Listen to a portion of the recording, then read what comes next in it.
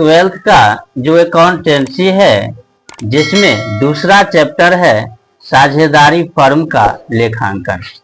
और आज हम इसके अंतर्गत जानेंगे कि साझेदारी फर्म में जो है, जो साझेदारी संलेख होते हैं और संलेख के अभाव में भारतीय साझेदारी अधिनियम 1932 की व्यवस्था है ना। साझेदारी संलेख यदि नहीं हो, ठीक, फर्म के अंतर्गत संलेख नहीं हो, तो उस समय साझेदारी संलेख जो है 1932 के भारतीय साझेदारी अधिनियम 1932 की क्या विशेषता हो, ठीक, इसके बारे में जानेंगे एक एक करके पॉइंट 5 तक। सबसे पहला क्या है यह देखते हैं। पहला कहता है किसी भी साझेदार को फर्म में कार्य करने के लिए कोई वेतन, कमीशन या अन्य पारिश्रमिक नहीं दिया जाएगा, है ना।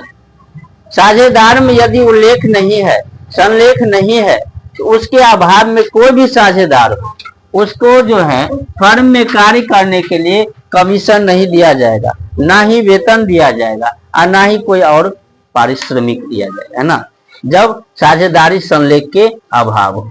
ठीक है, दूसरा देखते हैं। कहता है लाभ हानि विभाजन का अनुपात समान होगा, है ना। लाभ हानि विभाजन का जो अनुपात होगा वो बराबर होगा, है ना, यदि संलेख नहीं है तब। ठीक, आगे क्या कहता है कि साझेदारे को पूंजी पर ब्याज नहीं दिया जाएगा। जो साझेदार है उसके पूंजी पर कोई ब्याज नहीं दिया जाएगा। संलेख रहता है तब दिया जाता है, और संलेख का जब अभाव होता है तो उस स्थिति में पूंजी पर जो है ब्याज नहीं दिया जाएगा, कोई भी साझेदार हो। ठीक है, उसके बाद चौथा देखते हैं।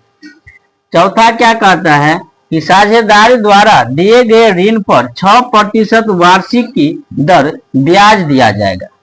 जो साझेदार है और साझेदार द्वारा जो दिए गए ऋण है उस पर 6% वार्षिक ब्याज दिया जाएगा, है ना। 6% वार्षिक पर ब्याज दिया जाएगा, संलेख के नहीं रहेगा तब। और हानि की दशा में ऋण पर भी ब्याज का भुगतान किया जाएगा। हानि भी होगा तो भी ऋण पर क्या होगा, ब्याज का भुगतान किया जाएगा।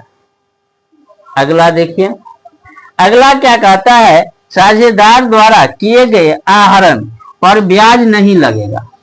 साझेदार जो आहरण करता है उस पर ब्याज नहीं लगेगा।